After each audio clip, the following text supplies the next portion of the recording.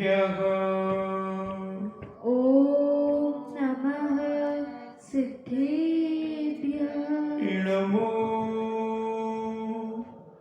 अरिहन्ताणं।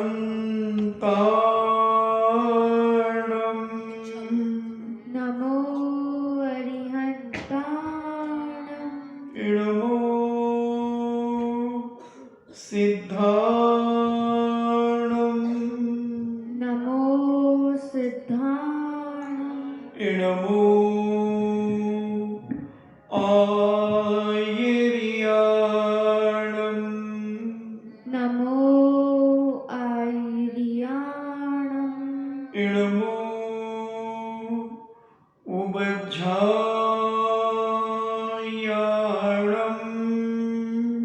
नमो उवज्झायाणं। नमो लोये सव्यसाहूणं।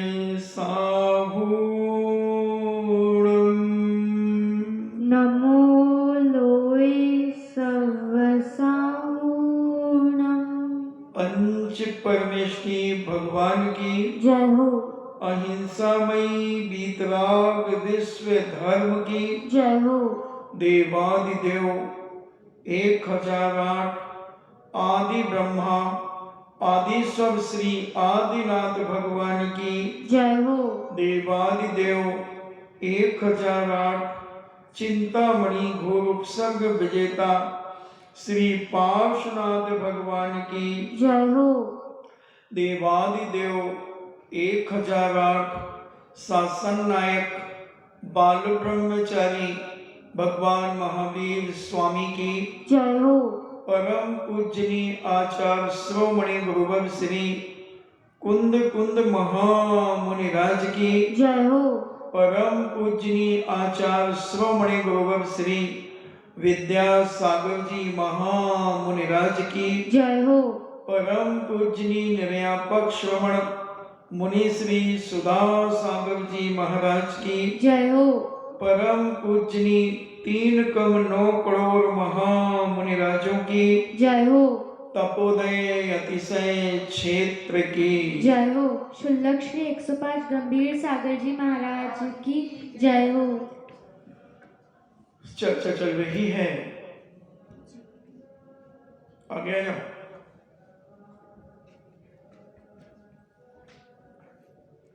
चर्चा चल रही है एक ऐसे धर्मात्मा की कि जिसने वर्तमान के जीवन में किसी का कुछ नहीं बिगाड़ा, न उसने बिगाड़ा न उसकी पत्नी ने बिगाड़ा, मगर कर्म इतना खतरनाक है। कर्म कहता है तुमने कभी ना कभी तो ऐसा किया है, बिना किए हुए आज तक किसी को कोई फल नहीं मिला, कोई दर्द नहीं मिला। जिसने भी जब भी किया देर अबेर हो सकती है, मगर किसी के साथ अन्याय नहीं हो सकता। ये जैन दर्शन का आकार सिद्धांत है कि जैन दर्शन कहता है कि बिना कसूर हम किसी को नहीं सताते। जैन दर्शन का मतलब कर्म सिद्धांत, कर्म, क्योंकि धर्म तो कभी किसी को सताता ही नहीं। धर्म तो हमेशा सद्मार्ग दिखाता है और गिरे व्यक्ति को ऊपर उठाता है, उसी का नाम धर्म है। बहुत सारे लोग धर्म की बात करते हैं, मगर धर्म का मतलब क्या है? पूज्य समंत स्वामी कहते हैं कि जो गिरे को ऊपर उठाए वही धर्म है, जो पतित को पावन बनाए वही धर्म है, और बाकी तो सब माया जाल है। तो धर्म के न्यायालय में कभी आज तक किसी निर्दोष व्यक्ति को कभी सजा नहीं होती, क्योंकि हम ज्यादा दूर का नहीं देख पाते। भले तुम्हारी आंखों से तुम्हें चंद्रमा दिखता है, तुम कह सकते हो कि महाराज हम 880 योजन ऊपर देख लेते हैं, आप कह रहे हो हमें दूर का नहीं दिखता। 8080 योजन हम देख लेते हैं, कोई बात नहीं, उससे कोई फर्क नहीं पड़ता। ये देखना अलग है और मैं जिस देखने की बात कर रहा हूं वो बिल्कुल अलग है। तुम केवल अपनी वर्तमान दशा को देखते हो कि हमने इस जीवन में जब से होश संभाला है, हमने आज तक किसी का बुरा नहीं किया, हमने आज तक किसी के साथ कोई धोखाधड़ी नहीं की, सबके साथ हमने न्याय किया है। बल्कि हम दुनिया में चोट खाई है, हमारे साथ लोगों ने न जाने क्या क्या किया है, फिर भी हम जहर का घूंट पी गए। कई लोग बातें करते हैं, पी गए, ठीक है, आप बिल्कुल सत्य कह रहे हैं, क्योंकि जब से आपने होश संभाला है, आपके माता पिता संस्कारित थे, आपके माता पिता ने आपको समीचीन ज्ञान दिया, बुद्धि दी, धर्म के संस्कार दिए, संस्कृति का रहस्य बताया, तो ये सब आपने समझ करके किसी का बुरा करने का स्वप्न में भी नहीं सोचा। बिल्कुल ठीक है, इसमें कहीं से भी दूर दूर तक दो मत नहीं है, क्योंकि आप इतना ही तो देख पा रहे हैं वर्तमान को। आपने कभी भूत को देखा? जो समय निकल गया उस समय की तुम्हें याद है? इस जन्म के पहले का तुम्हें याद है? वो नहीं। श्रीपाल और रयन मंजूषा यही विचार कर रही है। वो समुद्र में तैरता हुआ श्रीपाल जान रहा है कि नियम से ये जो दुर्घटना मेरे साथ हुई है, ये धवल सेठ के अलावा कोई कर ही नहीं सकता, करवा ही नहीं सकता, क्योंकि मुझे लग रहा था उसके हाव भाव से कि उसके जीवन में अगर कोई कांटा है तो मैं हूं। तो उस कांटे को निकालना चाह रहा था, क्योंकि उसकी नीयत खराब थी। जिस आदमी की नीयत खराब होती है तो उसके बीच में अगर कोई सज्जन व्यक्ति आता है, कोई धर्मात्मा व्यक्ति आता है, तो उसे वो कांटा लगता है। यहां तक कि आज संसार में क्या क्या नहीं होता। अगर कोई पुरुष किसी पर स्त्री से संबंध करना चाहता है तो उसे कई बार अपनी स्त्री कांटा लगती है, तो वह स्त्री को भी मिटाने का प्रयास करता है, मारने का प्रयास करता है, तलाक दे देता है, कहीं ना कहीं से कोई नुक्ताचीनी करके उसे बदनाम कर देता है, क्योंकि उसके जीवन में वो कांटा है। उसी प्रकार कई महिलाएं जब कहीं और उनकी संबंध हो जाता है तो उनके जीवन में उनका सगा पुरुष, जिसके साथ माता पिता ने पाणी ग्रहण किया है, सारी जनता जनार्दन के सामने, समाज के सामने वो दूल्हा बनकर के गया था और तुम्हें दुल्हन बना करके लाया। अगर तुम्हारा कहीं तीव्र पाप का उदय के कारण, तुम चारित्र मोहिनी कर्म के उदय के कारण कहीं तुम्हारा चारित्र जब पतित हो जाता है किसी और के साथ, तो तुम्हें अपनी जिंदगी में अपना पति भी कांटा लगने लगता है, और उस कांटा को निकालने के लिए तुम अपने उन प्रेमियों के द्वारा उसकी हत्या तक करा देते हो। उसी प्रकार की दशा पत्नी की भी हो जाती है, कई बार बाल बच्चों की भी हो जाती है। अगर बच्चे उसमें विघ्न डालेंगे तो उनकी भी दशा दुर्दशा कर दी जाती है। तो हम सब वर्तमान को देखते हैं और जैनाचार्य कहते हैं भूत भविष्य वर्तमान की तीनों पर्यायों को देखो। अगर तुम भूत भविष्य वर्तमान की सारी पर्यायों को देखने लगोगे तो तुम इतने बड़े निर्दोष धर्मात्मा बन जाओगे, तुम्हारा दुनिया में कोई दुश्मन ही नहीं होगा, कोई विरोधी नहीं होगा, तुम्हारा कोई विरोध करने वाला नहीं होगा। क्योंकि तुम्हारे साथ जो कुछ भी घटेगा तुम यही विचार करोगे कि पूर्व जन्म में मैंने इसके साथ ऐसा किया होगा, इसलिए आज इसने मेरे साथ ऐसा किया है। और अगर मान लो नहीं भी किया, नया कर्म शुरू हो रहा है, तुमने नहीं किया था मान लो, और अगले ने तुम्हारे साथ धोखा दे दिया, तुम्हें फंसा दिया, तुम्हारे साथ कोई भी गलत काम कर दिया और तुम उसके साथ गलत करने के लिए तैयार हो गए, तो तुम भविष्य का विचार कर लो।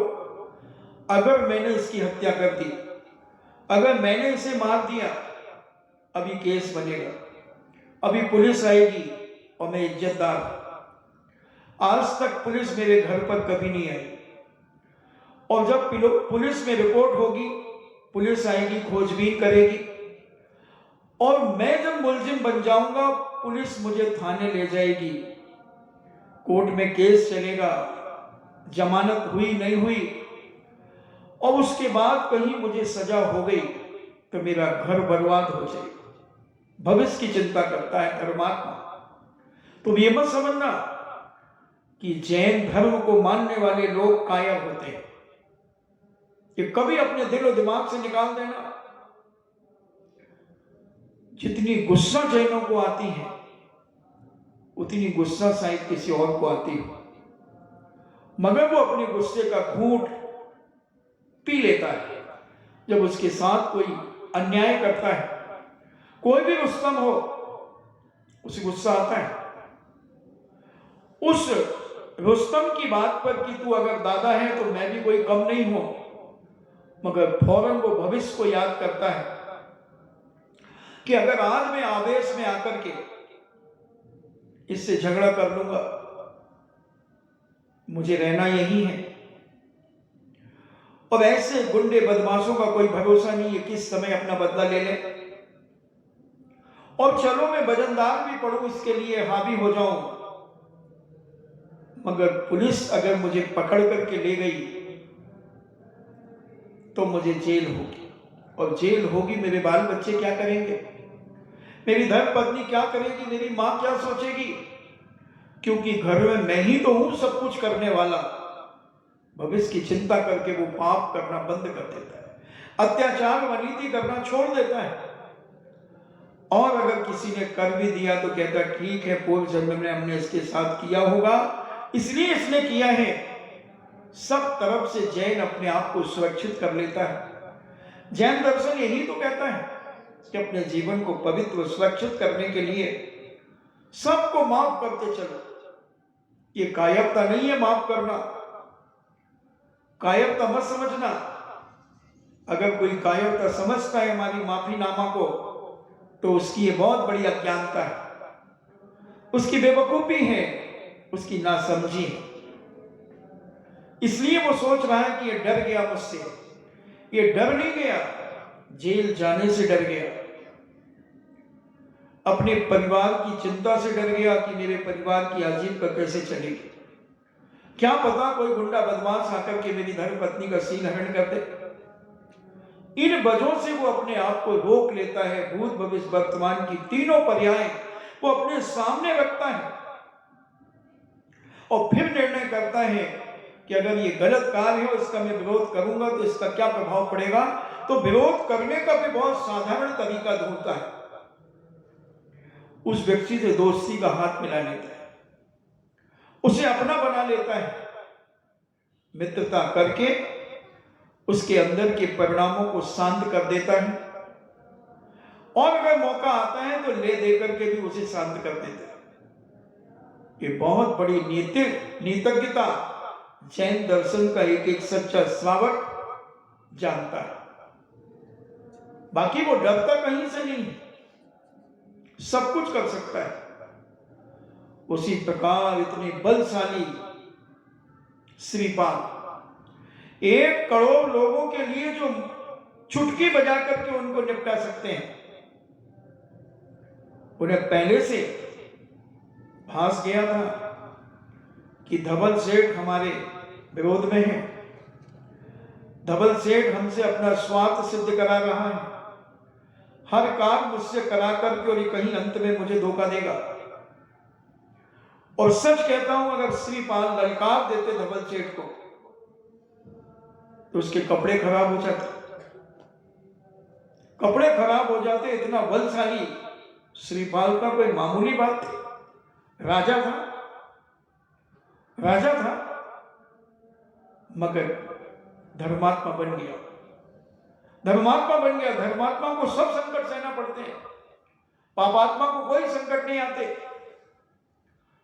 बताओ, रावण को कौन सा संकट आया जीवन में? कोई संकट नहीं आया। और रामचंद्र जी को कौन सा संकट नहीं आया? जितने भी महापुरुष धर्मात्मा हुए उन सबको संकट आए। अरे और छोड़ो, तीर्थंकर जैसी ताकत पिटी, 7 दिन तक पिटती रही इसी बिजोलिया के अंदर। और इतनी शक्ति थी, इतनी शक्ति थी कि अगर आंख उठा करके देख लेते तो वह कमट का जीव वहीं कीलित हो जाता। और थोड़ा सा सौदाबिंद को इशारा कर देते तो सौदाबिंद उसे पकड़ करके उसकी बिक्रिया ही छीन करके ले जाता। सारे देवता जिसके सहयोगी हों, जिसके जन्म कल्याणक के समय, गर्भ कल्याणक के समय, दीक्षा कल्याणक के समय सारे चारों निकाय के देवता आए हों और वो एक भवनवासी वेंतर आदि देव से पिट रहे हो, समझना पड़ता। अगर वो थोड़ा सा भी विकल्प कर लेते तो ये केवल ज्ञान स्थली नहीं बन पाती बिजोलिया। फिर उन्हें केवल ज्ञान नहीं होता, केवल ज्ञान नहीं होता। जैसे 5 पांडवों में नकुल और सहदेव ने थोड़ा सा ही तो विकल्प कर लिया। दुर्योधन के भांजे ने जब 5 पांडव पूज महापद को प्राप्त हो गए, मुनि पद को धारण कर लिया, अब उसने देखा कि अरे ये तो मेरे मामा के दुश्मन हैं, और अग्नि में लोहे के आभूषण बनाकर अग्नि में तपा करके बिल्कुल लाल सुरक्त करके और उन्हें पहना दिए। 5 पांडवों को पहचानिए, भीम, अर्जुन, नकुल, सहदेव और धर्मराज को, सबको पहना दिया। मगर 3 तो इतने एकाग्र हो गए, उन्होंने ये भी नहीं सोचा कि किसने पहनाए, क्यों पहनाए, हमने क्या बिगाड़ा। वो तो अपनी आत्मा में, आत्मा के द्वारा आत्मा में लीन हो गए। मगर नकुल और सहदेव के मन में इतना सा भाव आया कि धर्मराज मुनिराज का क्या होगा। इतना सोचा, कोई बुरा नहीं सोचा, अपने लिए नहीं सोचा, बड़े महाराज के लिए सोचा है। तो कर्म कहता तुमने सोचा ही क्यों, तुम नीचे आए क्यों? तुम तो ऊपर चढ़ने का था, तुम्हें तो छपक श्रेणी में चढ़ना था, तुम नीचे क्यों उतर गए? नीचे क्यों उतर गए? तो लो, तुम्हारा मोक्ष छिन गया। और नकुल और सहदेव के लिए सर्वार्थ सिद्धि जाना पड़ा, और धर्मराज और भीम और अर्जुन महामुनिराजों को मोक्ष की प्राप्ति हुई, क्योंकि उन्होंने भविष्य की चिंता की। इनने भविष्य की चिंता की, वर्तमान में अभी क्या हो रहा होगा, मगर इनका भविष्य बिगड़ गया। और उन्होंने न भविष्य की चिंता की, न वर्तमान की चिंता की, और न भूत की चिंता की। इसलिए वो महाभूत बन गए, भूतनाथ बन गए। भूत यानी जीव, और एक भूत का अर्थ होता है पिछला, जो निकल गया। तो भूतनाथ यानी जीव, जीवों के नाथ बन गए वो 3, और ये सर्वार्थ सिद्धि में अटक गए। इसलिए दोषारोपण करो ही नहीं किसी के ऊपर। कोई कितना भी तुम्हारे साथ कुछ भी कर दे, तुम उसको अंदर से क्षमा करते चले जाओ, माफ करते चले जाओ। अगर तुम्हें अपना भविष्य उज्जवल रखना है, भविष्य उज्जवल रखना है, तो माफ करो। जिन जिन ने प्रतिकार किया है उनका संसार बड़ा है, संसार बड़ा है। और जिन जिन ने प्रतिकार नहीं किया उनका संसार घटता गया। तो ऐसे वह धवल सेठ कल इतनी अत्याचार करने के बाद जब वैण मंजूषा ने तमा करके ललकारा धवल सेठ को, अंतिम समझ लिया उसने कि अब मेरा सील का अपहरण होगा, अब मेरा सील भंग होगा, अब मैं एक बार अपनी पूरी ताकत लगा करके इस धवल सेठ को धुतकारती हूं, ललकारती हूं। अगर इसमें ये संभल गया तो ठीक, नहीं तो मैं पंच परमेष्टि की शरण में जाती हूं, शरीर को एक मुर्दावत करती हूं। अगर पापी मुझसे पाप भी करेगा तो मेरा मन से, वचन से, काय से, कृत कारित, अनुमोदना से, संभ्रम समारंभ आरंभ से किसी भी प्रकार से उसमें वंच मात भी मेरा भाव नहीं होगा। एक अबला नारी क्या कर सकती है? अब उसने पंच परमेष्टि की शरण ले ली और पंच परमेष्टि की शरण में जब वो चली गई, उसी समय उसी समुद्र का जल देवता का आशय कंपायमान हो गया और वह प्रकट होकर के आ गया और धवल सेठ की सीमा को रोक दिया और बांध बूंद करके जो मारा है, जो कूटा है उसे, धवल सेठ को, हाथ पैर सूज गए, हाथ पैर टूट गए, क्योंकि बांध के मारने वाला की एक अलग कला होती है। अगर बांधेंगे नहीं तो वो प्रतिकार कर सकता है, भाग सकता है, तो उसे उसने देव ने बांधा पहले और बांध करके जी भर के कूटा, सारा चेहरा काला पड़ गया, हाथ पैर टूट गए, हाथ पैर टूट गए। जब चीखा चिल्लाया, सारे जहाजों के श्रावक श्राविका, बालक बालिका उपस्थित होने लगे, मगर अब क्या कर सकते थे? मारने वाला तो दिख ही नहीं रहा था, केवल पिटने वाला दिख रहा था। जिसे पीटा जा रहा था वो दिख रहा था, मगर कौन मार रहा है वह शक्ति दिख नहीं रही थी किसी को। सब समझ गए कि सती सीलवती वैण मंजूषा का ही चमत्कार,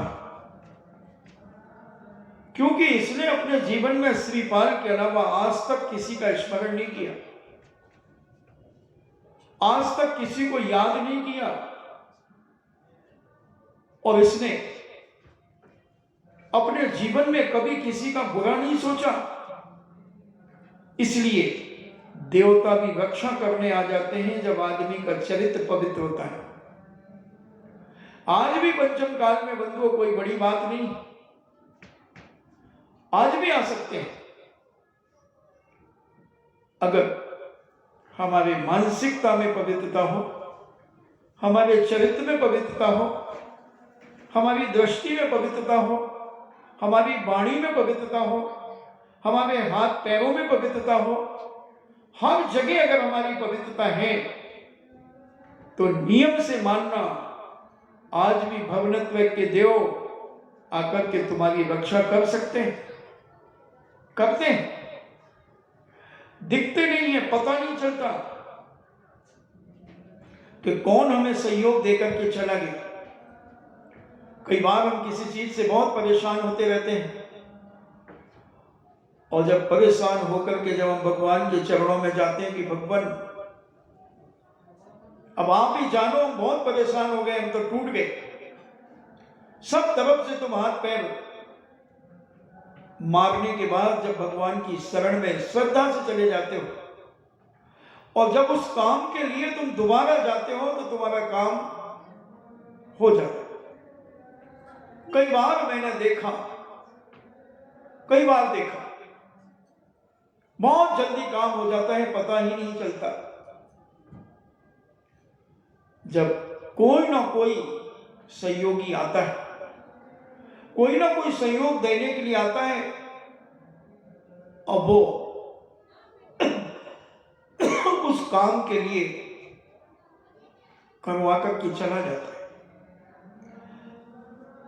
इसलिए कोई भी कार्य करने के पहले भूत भविष्य वर्तमान की सारी स्थितियों को अपने सामने रखने का प्रयास करें कि अगर हम ऐसा करेंगे तो इसका क्या फल होगा, ऐसा करेंगे तो क्या फल होगा, और ये क्यों हो रहा है, ये सब समझो। सारा समझ करके जीवन में काम करो तो देवता का आसन कंपायमान हुआ और वह देवता आया।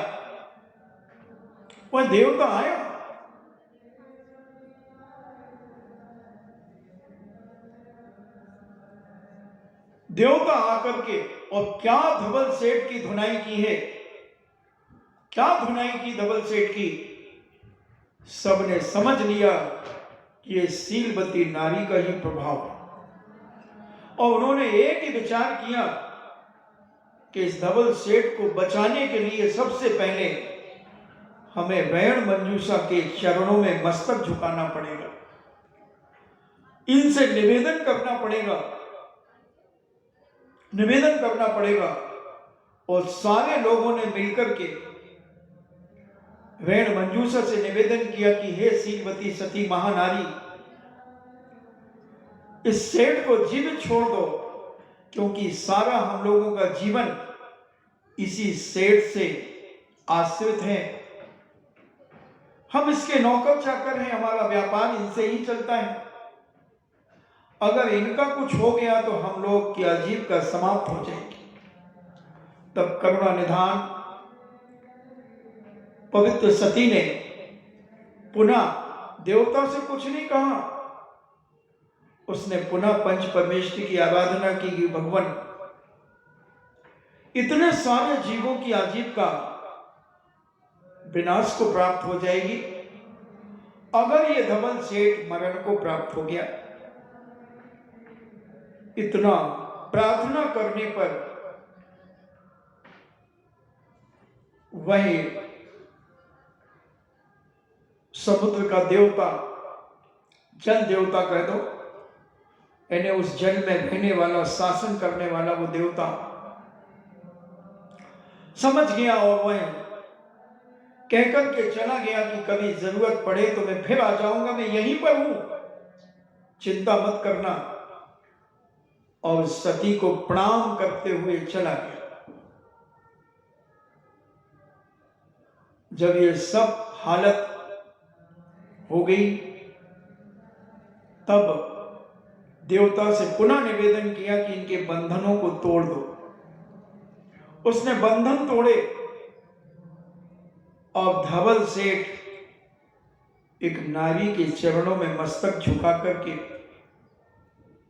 अपने जीवन की भीख मांगने लगा। शीलवती नारी के चरणों में कई लोग झुक जाते हैं, देवता झुक जाते हैं, और धवल सेठ उस शीलवती नारी के चरणों में झुक करके अपने प्राणों की भीख मांगने लगा और कहा कि मुझ पापी ने जो भी तुम्हें सताया, धमकाया, जो भी पाप की बातें हमने तुमसे की, वो सब मुझे क्षमा कर दो। मैं क्षमा की भीख मांगता हूं। मैं समझ गया कि तुम एक पवित्र शीलवती नारी हो। मेरी दृष्टि में काम वासना थी, मैं कामी था, काम की आग मेरे अंदर धधक रही थी, मगर तुम तो सदा शीतल सदाचारिणी महासती वैण मंजूषा थी। मुझ पापी को माफ करो। और वैण मंजूषा ने क्षमा दान का एक आदर्श उदाहरण उपस्थित कर दिया, क्षमा कर दिया। आदमी उम्र से बड़ा नहीं होता, क्षमा बड़न को चाहिए छोटों को उत्पात, का कछु हरि को गयो भगु मारी जो लात। इसलिए उम्र से कोई इधर तगाजा नहीं है, बड़े छोटे का कोई संबंध नहीं है। उम्र में भले छोटा हो तो बड़ा उसके चरणों में मस्तक झुका सकता है, क्योंकि वो गुणवान है। काश उदाहरण के लिए ले ले, किसी का 20-25 साल का बेटा दीक्षा ले ले, तो माता पिता उसे नमस्ते करेंगे, इच्छानी करेंगे कि नहीं करेंगे? कि अहंकार करेंगे कि मैं इसका बाप हूं? पूछो अपने मन से, करना ही पड़ेगा। अरे विदेश क्षेत्र के अंदर तो 8 साल अंतर मुहूर्त की उम्र का बालक मुनि दीक्षा ले लेता है, और 80 साल के, 100 साल के, 500 साल के, 1000 साल के, 10,000 साल के दादाजी, पिताजी, भैया जी उन्हें नमस्कार करते हैं, वो आशीर्वाद देते हैं। इसलिए जैन दर्शन में उम्र का कोई तगाजा नहीं। इधर तो गुणों की पूज्यता है। आपने संयम धारण किया, व्रत धारण किए, तो आपकी पूज्यता बढ़ जाएगी, बढ़ जाएगी।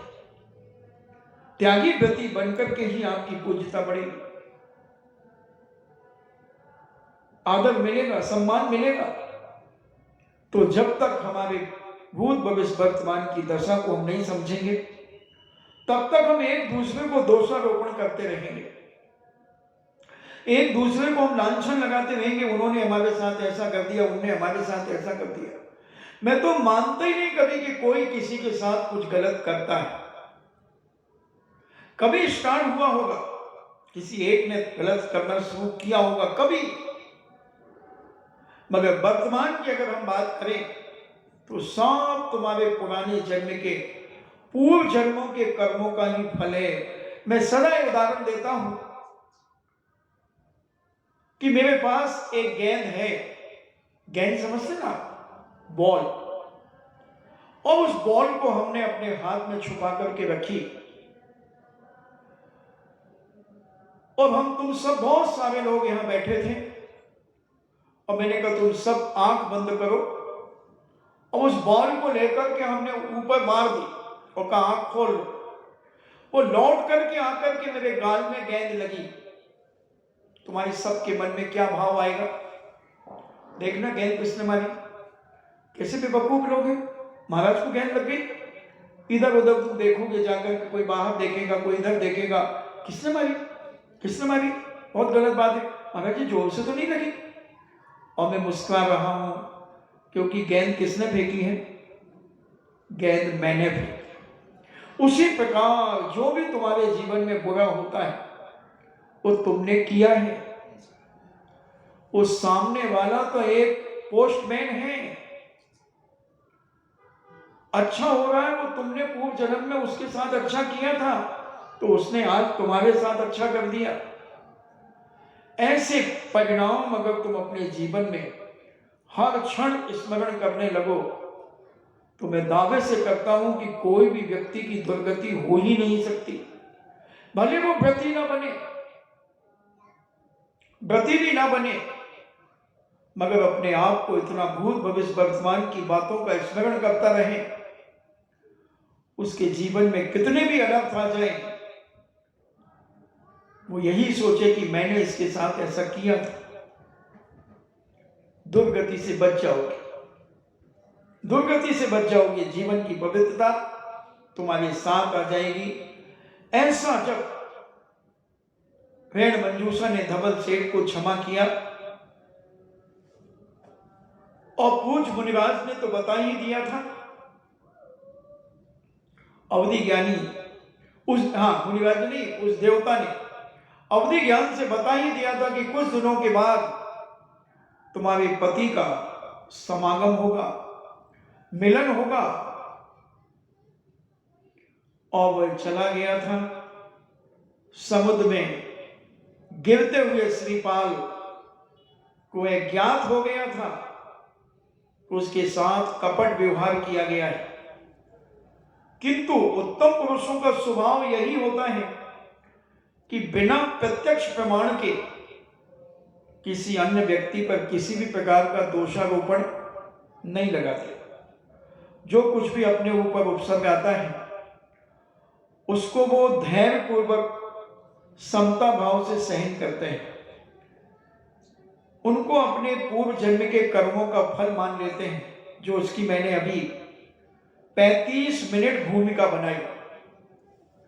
35 मिनट में हमने तुम्हें अनेक तरीके से समझाने का प्रयास किया और यह बात श्रीपाल अपने मन में विचार कर रहे हैं कि हमारे साथ कपट तो हुआ है, मगर मैंने भी कपट किया होगा और मुझे मालूम है कि ये धवल सेठ का ही कार्य, षड्यंत्र धवल सेठ ने ही किया है। सब जानते हुए भी उन्होंने इसे अपने कर्म के ऊपर स्वीकार किया। श्रीपाल के मन में नीच धवल सेठ के प्रति प्रतिशोध की भावना नहीं जागी कि मैं इसका प्रतिकार करूंगा, मैं से मारूंगा। किसी प्रकार का कोई प्रयत्न उन्होंने नहीं किया। वह तो पंच परमेश्वरी की आराधना करता हुआ समुद्र से निकलने का उपाय सोचता रहा। समुद्र में श्रीपाल ने एक लकड़ी का सहारा ले लिया और लकड़ी के पटिए के सहारे से उसी के सहारे तैरने लगा। समुद्र में ना तो श्रीपाल को भोजन मिला, न पानी भी तो था, मगर पानी समुद्र का खारा होता है, पिया ही नहीं जा सकता, पिया नहीं जा सकता। मुझे मालूम है कि समुद्र का पानी खारा होता है, क्योंकि बंबई में जुहू चौपाटी में जब लोग जाते हैं और वहां पर नाक बंद करके समुद्र के किनारे बैठ जाते हैं तो वो लहर आकर के ऊपर से निकल जाती है तो कपड़ों में ऐसा नमक जैसे आ जाता है, सफेद सफेद कपड़ों में आ जाता है। इससे सिद्ध है कि उस पानी में नमक है। तो वो कैसे पिया गया होगा? कोई ठिकाना नहीं खाने पीने का और ना कोई पथ प्रदर्शक था, कोई मार्ग दिखाने वाला भी कोई नहीं था। उसे तो एकमात्र जिनेन्द्र प्रभु की शरण थी एवं वही उनके मार्गदर्शक थे। श्रीपाल की साहस एवं धैर्य से समुद्र से साहस एवं धैर्य में समुद्र से कम नहीं थे। वो भी इतने गंभीर और शक्तिशाली थे, विशाल थे कि वो जानते थे कि एक ना एक दिन तो मैं किनारा पाऊंगा, चाहे कुछ भी हो जाए, मैं किनारा तो पा लूंगा। और वह तैरते हुए अपनी बाहुओं के बल से तैरते गए।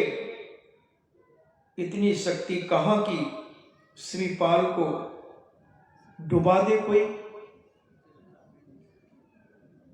किसमें ताकत थी इतनी? इतना भी निकृष्ट कर्म नहीं था कि श्रीपाल को कोई मगरमच्छ खा जाए, कोई मछली खा जाए, कोई टापू से टकरा जाए। इतना भी पाप का उदय नहीं था।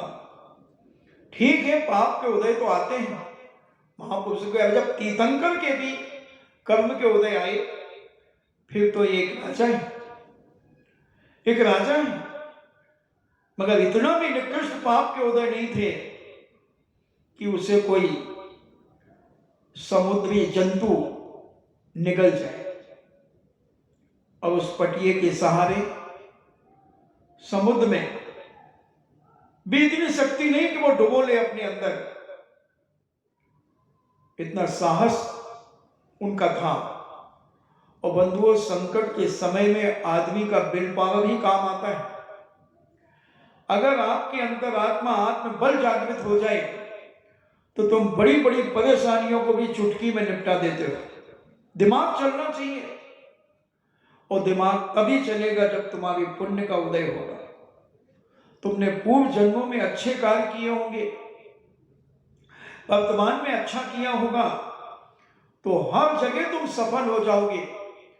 और पाप का उदय अगर होगा दोनों का, तो तुम मंदिर में भी लड़ पड़ोगे, मंदिर के अंदर जिनेन भगवान के सामने भी तुम मारा पीटी कर दोगे, खींचातानी कर दोगे, क्योंकि दोनों के पाप का उदय है। जब पाप का उदय आता है बंधुओं, उस समय शांत हो जाना चाहिए। सहन करने का परिणाम अपनी अंतरात्मा में जगाना चाहिए और अपने आत्म बल को स्मरण करके मजबूत बनाना चाहिए। उस समय अगर कहीं ऐसी स्थिति बन जाए तो बैठ जाना चाहिए, नमोकार मंत्र पढ़ने लगना चाहिए और जिनेन भगवान का स्मरण करते रहना चाहिए। रावण जैसा पापी जब पूज्य शांतिनाथ भगवान के जिनालय में मंत्र जाप कर रहा था, तब भामंडल आदि रावण को डिगाने के लिए चले गए। और ये पक्का है, रावण अगर एक हुंकार भर देता तो भामंडल वही बेहोश हो जाते।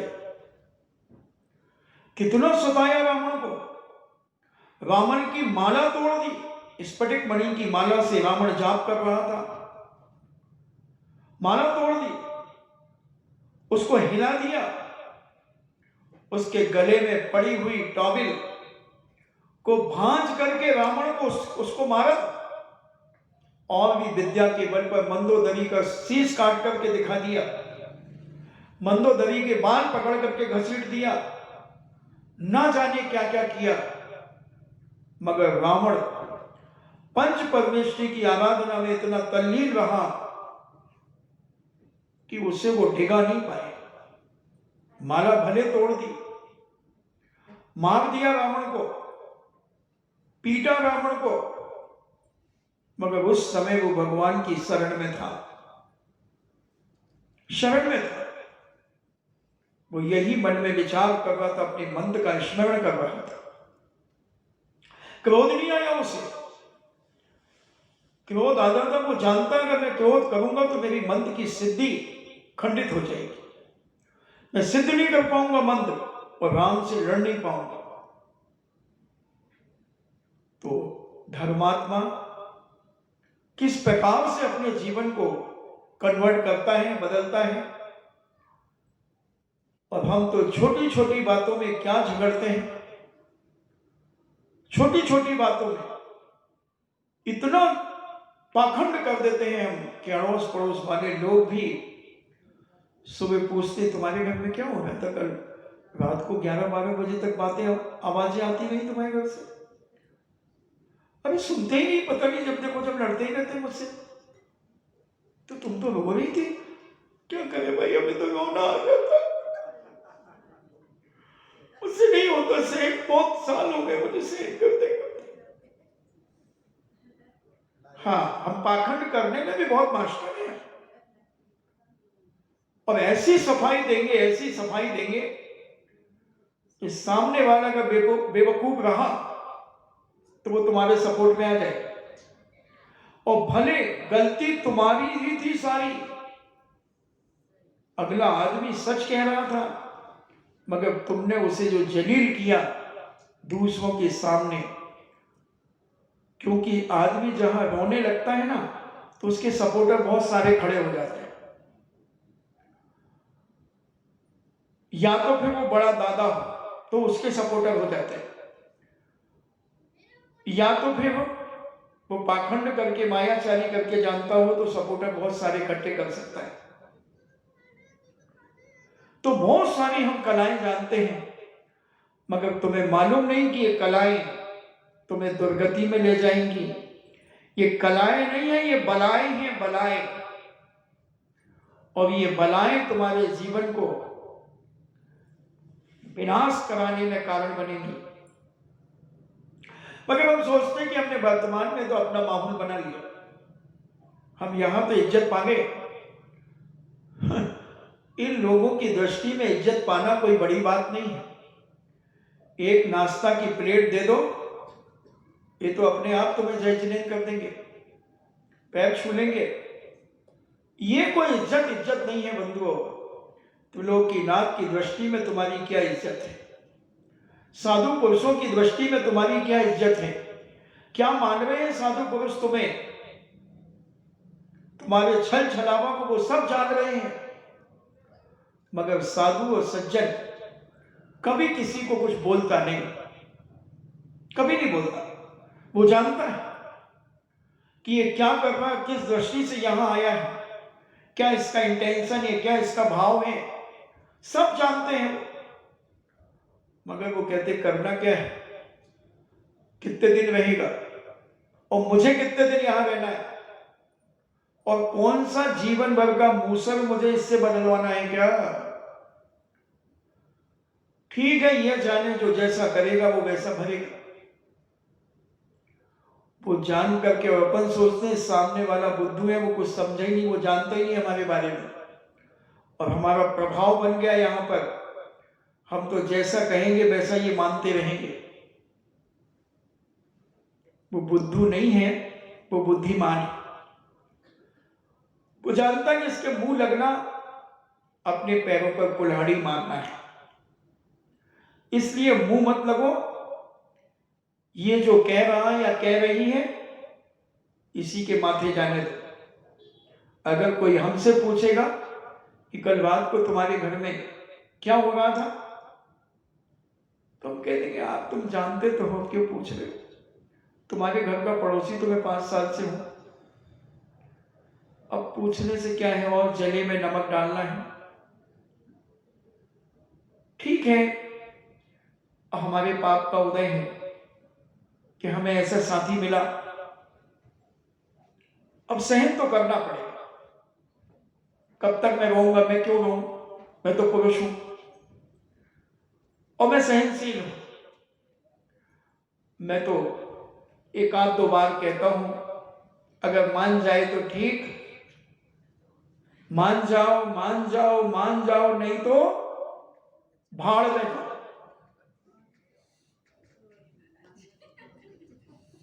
भाड़ में जाओ, और क्या करें? क्यों अपने माथा बच्ची करें, क्यों अपना दिमाग खराब करें? समझदार पुरुष की बात कर रहा हूं। और फिर अगर टेढ़े टेढ़े हों दोनों, टेढ़े मेढ़े, जैसे वो दीदी कहती ना, टेढ़े मेढ़े नहीं खाती हूं मैं, मेरे पापा ने मना कर दिया ना, तो मैं टेढ़े मेढ़े नहीं खाती हूं। तो हमने कहा ये टेढ़े मेढ़े एक दूसरे को खाते हैं। ये टेढ़े मेढ़े जो घर के पति पत्नी टेढ़े मेढ़े होते हैं ना, तो वे एक दूसरे को टेढ़े मेढ़े करके खाते रहते हैं और अपनी मानसिकता में नई प्रकार की फितूरियां पैदा करते रहते हैं। कई बार तो पत्नी के कारण पति को मरने का भाव आ जाता है, और कई बार पति के कारण पत्नी को मरने का भाव आ जाता है। अब ये तो केवली भगवान जानेंगे कि सत्यता किसमें है, कौन किसके साथ धोखा कर रहा है, ये उन पर डिपेंड करता है। और श्रीपाल का साहस बड़ा अलौकिक था। इतना विशाल समुद्र अपनी बाहुओं से तैरता हुआ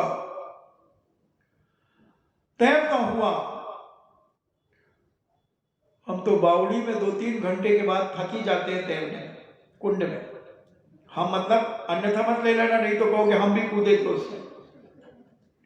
हमसे मतलब तुम कितनी देर तैर सकते हैं? 2 घंटे 3 घंटे। इसके बाद तो बालों को हिलाते हुए ऊपर चढ़ाते हैं। मगर वो देखो कितने दिन से तैर रहा है, रात ही दिन तैरते रहे, रात ही दिन तैरते रहे श्रीपाल, इतने विशाल समुद्र में जिसका कोई और छोर नहीं, और चलते गए एक पटिए के सहारे। हालांकि आपको याद होगा कि एक विद्याधर विद्या सिद्ध कर रहा था और उसे विद्या सिद्ध नहीं हो गई थी, मैंने पहले बताया था। और उद्यान में जब टहल रहे थे श्रीपाल, तो उन्होंने देखा कि ये व्यक्ति बहुत परेशान सा लग रहा है। उन्होंने उससे पूछा कि क्या बात है, तुम परेशान क्यों हो? बोले कई दिनों से मैं विद्या को सिद्ध कर रहा हूं, मुझे नहीं हो रही। श्रीपाल ने कहा था लाओ, और श्रीपाल उस मंत्र का जाप करने के लिए बैठ गए और 24 घंटे में उस मंत्र की सिद्धि करके उस विद्या को प्राप्त कर लिया। विद्या प्राप्त श्रीपाल ने की, कायदा और नियम के अनुसार वो शक्ति श्रीपाल को लेना चाहिए।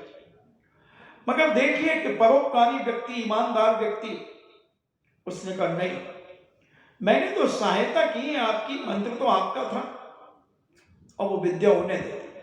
मगर वो भी कम नहीं था विद्या जब उसने कहा कि लो, मैं आपको 2 विद्या भेंट करता हूं, एक जल तारणी और शत्रु निवारणी। एक शत्रु का निवारण करने वाली विद्या और एक जल से पार निकालने वाली, जल से तारण करने वाली, ऐसी विद्या 2 उसने दी थी। श्रीपाल ने क्या पता, अभी तो कुछ पता नहीं कि उन विद्याओं का सहारा लिया कि नहीं लिया, कि अपनी शक्ति के बल पर, क्योंकि कोटि भट्ट श्रीपाल 1 करोड़ लोगों की शक्ति जिसके बाहुओं के अंदर थी। 1 करोड़ जानते हो कितने होते हैं? 100 लाख। 100 लाख लोगों की, और 1 लाख में कितने हजार होते जानते हो? हाँ महाराज, ऐसे तो खूब पढ़े इधर उधर थैले में। 1 लाख में 100,000 होते हैं, और 100,000 में जानते हो कितने रुपए होते हैं? 1,000 रुपए होते हैं। तो इतनी ताकत, 1 करोड़ लोगों की ताकत श्रीपाल के पास थी। कोटि भट्ट श्रीपाल की उपाधि से प्रसिद्ध थे, और वह श्रीपाल चरम शरीरी भी थे, इसलिए उनके डूबने के कोई चांस नहीं थे। दूर दूर तक कोई दुनिया की ताकत उन्हें डुबो नहीं सकती थी, उन्हें मार नहीं सकती थी। एक साधारण सा पत्थर का टुकड़ा पानी में ऊपर नहीं तैर सकता, वह भी डूब जाता है, किंतु सैकड़ों मन पत्थर को यदि नाव में भर दिया जाए तो एक पत्थर भी नहीं डूब सकता। श्रीपाल को भी तो बिना नाव का नहीं कहा जा सकता। उनके पास भी धर्म रूपी एक ऐसी नाव थी, पंच परमेष्टि रूपी एक ऐसी नाव थी कि जो एक समुद्र से क्या, संपूर्ण संसार रूपी समुद्र में भी अगर कोई उसे डाल देता तो वो उसमें से पार होकर के निकल जाता। ऐसी नौका, सदा अपने पास एक धर्म की नौका रखो, यानी एक मंत्र की शक्ति अपने पास रखो। पंच परमेष्टि का सदा सोते जागते चलते फिरते उठते बैठते खाते पीते हर समय पंच परमेष्टि का स्मरण करो बंधुओं। ये तुम्हारी जिंदगी में एक बहुत बड़ी नाव बनकर के काम आएगी। प्रभु की आराधना, पंच परमेष्टि की आराधना, जिनेन भगवान की उपासना सदा करो। गाड़ी में बैठो तो 9 बार नमो का मंत्र पढ़ो, गाड़ी से उतरो तो 9 बार नमो का मंत्र पढ़ो, घर में प्रवेश करो तो 9 बार नमो का मंत्र पढ़ो, घर से निकलो तो 9 बार नमो का मंत्र पढ़ो। फिर देखो इसके चमत्कार। दुकान का ताला खोलो तो 9 बार नमो का मंत्र पढ़ो, दुकान का ताला बंद करो तो 9 बार नमो का मंत्र पढ़ो।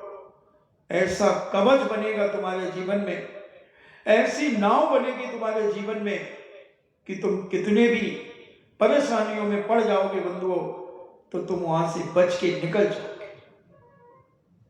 मंत्र की बहुत अलौकिक शक्ति है। मैंने 2-2.5 महीने तक इस नमोकार मंत्र के ऊपर प्रवचन दिए हैं। पूरा कैसे जाप करना, क्या करना, सब कुछ बताया है। नहीं तो 16 और 17 महीने काहे में निकाल दिए। 17 महीने से प्रवचन कर रहा हूं। सोचो, विचार करो। तो ऐसा जिनेंद्र भगवान की शक्ति अलौकिक है, और कम से कम अपने जीवन में सदा एक ग्रंथ चलता रहना चाहिए स्वाध्याय के लिए। भले तुम आधा घंटा पढ़ो, 15 मिनट पढ़ो, मगर एक जिनेंद्र भगवान का कहा हुआ मार्ग, जो महापुरुषों के पुराण पुरुष हैं, महापुरुषों के जो चरित्र हैं, उनको जरूर स्वाध्याय में रखना। स्वच्छ वस्त्र पहनकर जरूर पढ़ना, 15 मिनट पढ़ो कम से कम, अगर समय नहीं है तो। और मुझे तो नहीं लगता कि तुम्हारे पास समय नहीं है। समय तो इतना है, मगर प्रमाद इतना है तुम्हारे पास कि वो प्रमाद रूपी पहाड़ तुम्हारी हर क्रिया को रोक देता है, हर क्रिया को रोक देता है। मैंने शायद पिछली 1 जनवरी को कहा था कि आदमी 24 घंटे में कम से कम 3 घंटे तो मोबाइल में निकाल देता है। भाई तुमसे नहीं कह रहे, तुम तो देखो। मैंने तो पहले कहा कि मैंने पिछली 1 जनवरी को 2020 में 1 जनवरी को मैंने प्रवचन दिया था, या 31 दिसंबर को या 1 जनवरी को दिया था कि तुम इस मोबाइल में कितने लोगों से दोस्ती करते हो। अभी तो 1 जनवरी अपन को मिलेगी ना, मिलेगी। अब तो उस समय बताऊं, अब अभी ये नहीं छेड़ता। और अब क्या पता गैस बने तो अभी निकल जाए, कोई भरोसा नहीं है। खैर, तो अभी प्रसंग दूसरा है। तो ये हम समय की बात कर रहे थे। इतना समय हमारे पास है, हम प्रमादी हैं, आलसी हो गए। हम रात को 11-12 बजे तक तो यूं समय निकाल देते हैं। अगर वही समय हम 9 बजे, 9:30 बजे सो जाएं, तो जो 2 घंटे हम लेट सोते हैं, वो 2 घंटे हम जल्दी उठने लगेंगे। और उस 2 घंटे में हम कितना पा सकते हैं, इतना पा सकते हैं हम कि जिसका कोई हिसाब नहीं। हर आदमी को उम्र के अनुसार भी देखा जाए तो जन्म से लेकर के 1 साल तक के बच्चे को 18 घंटे से 21 घंटे सोना चाहिए, मगर वो बच्चा बेचारा सो नहीं पाता। अगर वो अपनी नानी के घर पे है तो वो मौसी सो गया बदमाश, एक दिया चाटा चटाक से उठ गया, उचका दिया थोड़ा सा, अब उसकी नींद उड़ गई। और दादा के घर में है तो बुआ, वो सोने नहीं देगी, इसलिए बच्चों को फिर दवाइयां चालू हो जाती है। क्योंकि छोटे बच्चा जितनी देर सोएगा, 1 दिन से लेकर 1 साल का बच्चा 18 से 21 घंटे अगर सोता है तो उसकी हड्डियां मजबूत होंगी। रेस्ट बहुत जरूरी है।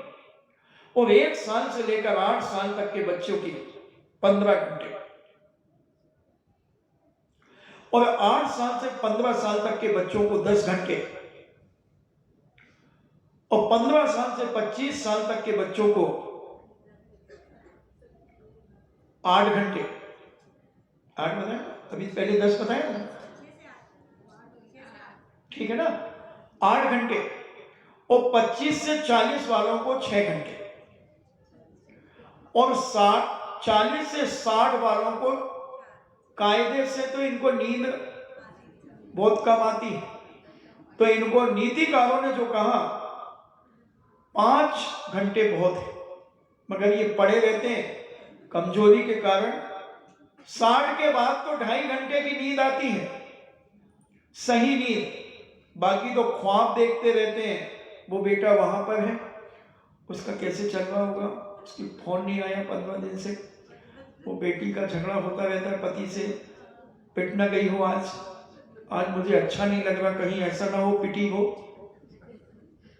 क्योंकि पति सुनते सुनते कब तक सहन में है, तो दोस्त तो मेरी लड़की में है, मगर अब क्या करूं, किससे कहूं अपने घर की बात।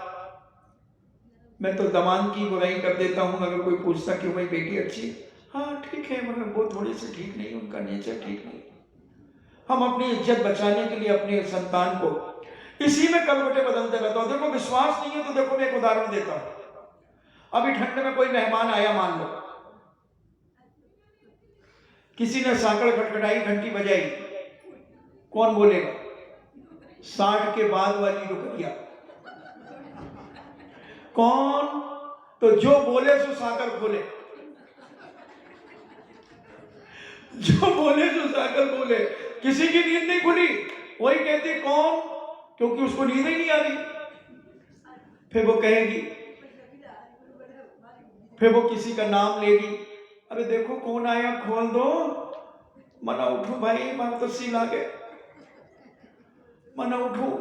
अब अगला बजा रहा है, फोन भी बजा रहा, तो अगला फोन ही बंद कर दिया उसने।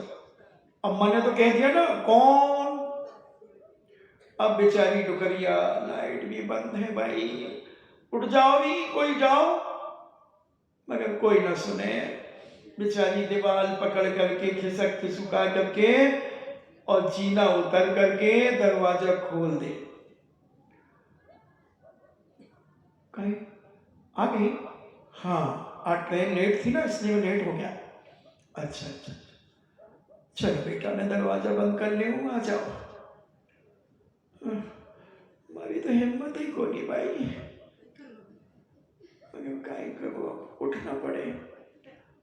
तो वो उनको नींद ही नहीं आती है, वो तो बैठे बैठे ऊँगते रहेंगे, मगर लेटे थोड़ी देर आएगी और फिर उनकी नींद खुल, जरा सी आहट में, क्योंकि 100 विकल्प पाल करके सोते हैं।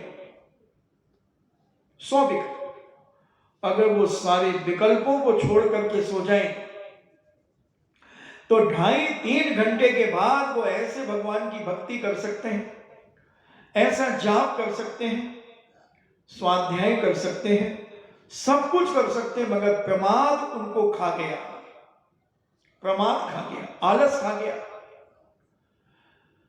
आलस खा गया। तो इस आलस से बचने के लिए पहले तो एक चुनौती दे दो सूर्य को, कहे सूर्य तुझे चुनौती है, तू मुझे सोता हुआ नहीं देख सकता। मैंने दी है, जब से होश संभाला है, जब से सूर्य को चुनौती दी है, वो मुझे सोते हुए नहीं देख सकता। तुम भी अपने अपने जीवन में एक संकल्प कर लो, अपने बाल बच्चों को करा दो, मगर ये नौकरी पैसे वाले तो संडे को ज्यादा सोते हैं। क्या कहते हैं, बहुत मुश्किल से आज संडे मिला, आज सोने दो। बहुत मुश्किल से संडे मिला, आज ऑफिस नहीं जाना है। अबे बेवकूफ, वो संडे की छुट्टी तूने जिनैन भगवान के पूजन करने, अभिषेक करने के लिए मिली थी, जिनैन भगवान का विधान करने के लिए मिली थी कि तूने हफ्ते भर में जो पाप और अत्याचार और नीति और बेईमानी और छल कपट जो किए हैं, उस पाप को धोने के लिए ये तुझे रविवार की छुट्टी मिली थी। उस दिन जिनैन भगवान की भक्ति कर, पूजन कर, तीर्थ क्षेत्र पर जाकर के दर्शन कर, साधु संतों के समागम में बैठ और अपने जीवन में कल्याण का रास्ता उनसे पूछ। मगर हमने तो सोने में निकाल दिया। उस दिन भाई साहब 10 बजे सोते हैं, 10 बजे दिन में उठते हैं, 9 बजे उठते हैं, अभिषेक पूजन सब खत्म। और अगर श्रीमती भी थोड़ी सी अगर पढ़ी लिखी हुई तो वो भी गधे घोड़े बेच करके सोती रहती है, कहां जाना है। और बच्चे अगर उठ भी गए बाई द वे, अरे मम्मी उठो ना, चाय बनाओ ना, अरे बेटा आज थोड़ी स्कूल जाना है, तू भी सो जा, क्यों फालतू परेशान कर रहा है, अभी बना तू। यार प्लीज मम्मी उठो ना, उठ जाएंगे बेटा, अभी तो 9:30 ही तो बजे हैं, कर लेंगे अपन आज, तू सो जा भी, तेरे पापा से मेरी बात हो गई, अपन अभी होटल में चलेंगे आज। है होटल में चलो? हाँ ठीक है। तो बच्चा भी चुप। अब मांस खिलाने होटल में ले जाएंगे हम बच्चे को, पिज्जा खिलाएंगे, बर्गर खिलाएंगे, नूडल्स खिलाएंगे, तो ये तो मांस है, क्योंकि पिज्जा में गाय का मांस का प्रयोग होता है, सब चीजें फास्ट फूड। आज ही पूज्य आचार्य श्री का सुबह प्रवचन सुना, शायद कल का प्रवचन था, तो आचार्य श्री ने कहा कि ये फास्ट फूड छोड़ो। तो उसमें एक मां की आवाज आई कि महाराज जी मैंने आज तक अपने बच्चों को नहीं खिलाया। आचार्य श्री ने कहा हाँ नहीं खाना चाहिए, ये सब अभक्ष है। और पहले भी खूब बोल चुके हैं आचार्य श्री। हम आचार्य श्री का जयकारा तो लगाते हैं, हम उनको बहुत मानते हैं, मगर हम उनकी बात नहीं मानते। वही दशा हो गई, ये मेरे पिताजी हैं मगर मैं इनका बेटा नहीं हूं। ऐसी हमारे जीवन में कई हरकतें हो रही हैं, तो अपने आप को संस्कारित और साहसी बना करके अपने जीवन को महान बनाएं। और वह श्रीपाल, आपका समय हो रहा है, वह श्रीपाल समुद्र को तैरकर धर्म रूपी नाव के सहारे से वह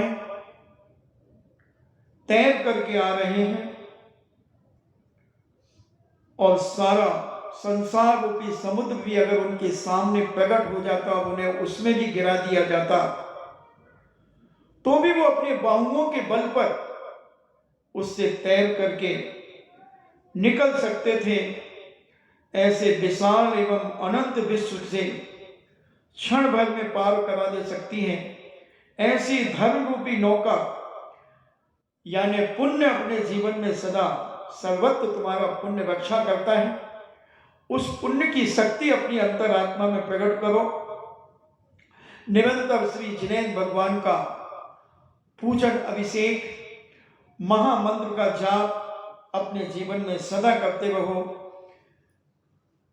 सदा करते रहो।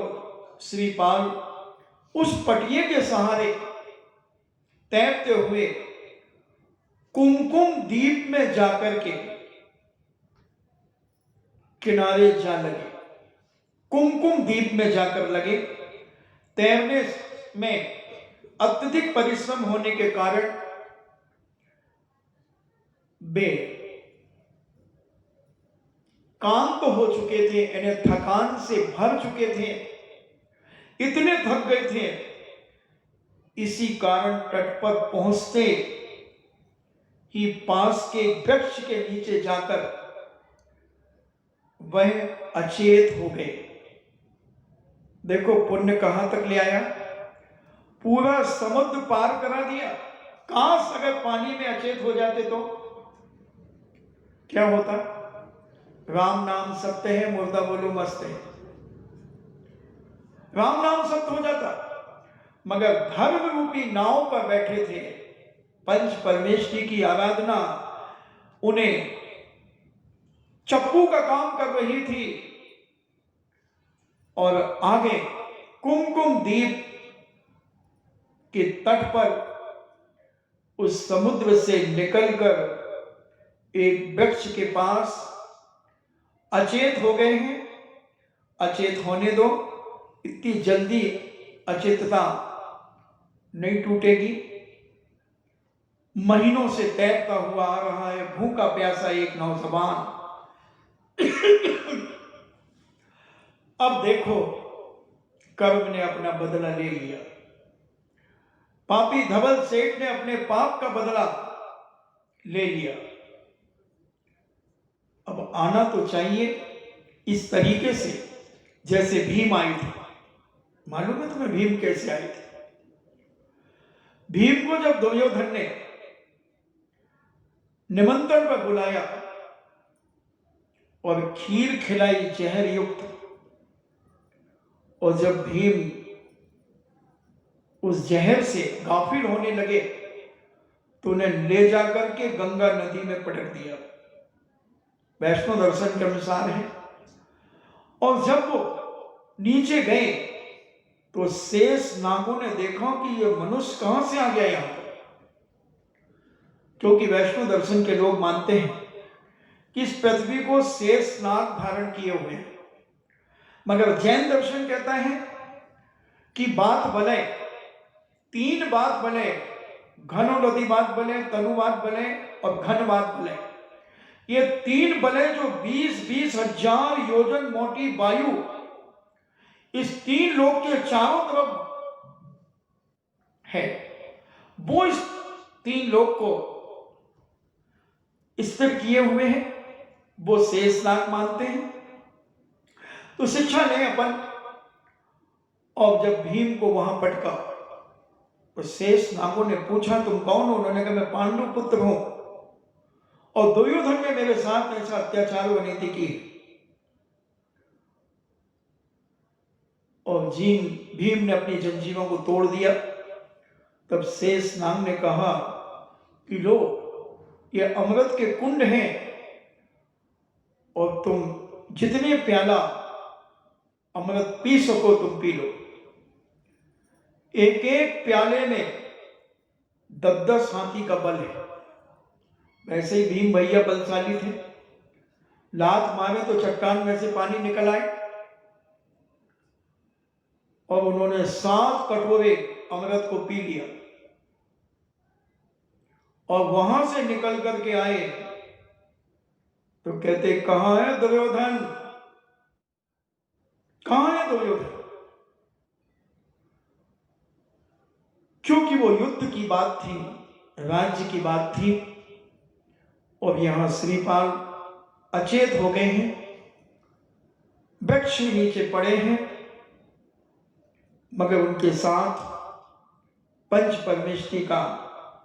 परमेष्टि की छाया, जिनेंद्र भगवान का आशीर्वाद उनके पास सदा है। वो बहुत जल्दी स्वस्थ होंगे और क्या गुल खिलेंगे अपन कल रहे तो फिर सुनेंगे। इन्हीं मंगल भावना के साथ सबकी आत्मा परमात्मा बने, जिनवाणी स्तुति।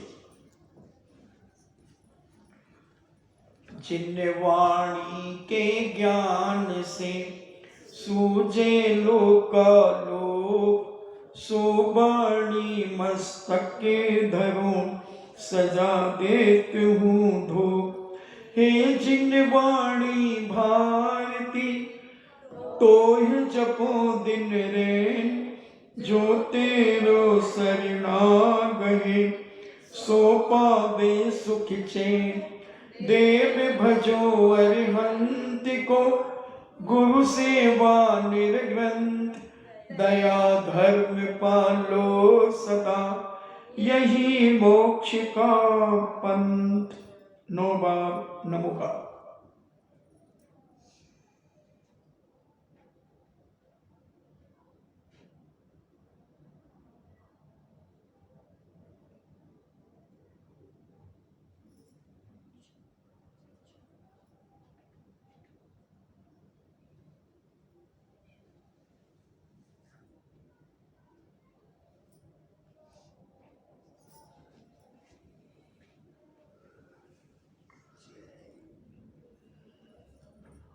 परम पूज्यनी द्वादशाओं जिनवाणी माता की। सुत देवता सुत देवता सुत देवता, जैनम जेतु शासनम, जैनम जेतु शासनम, जैनम जेतु शासनम।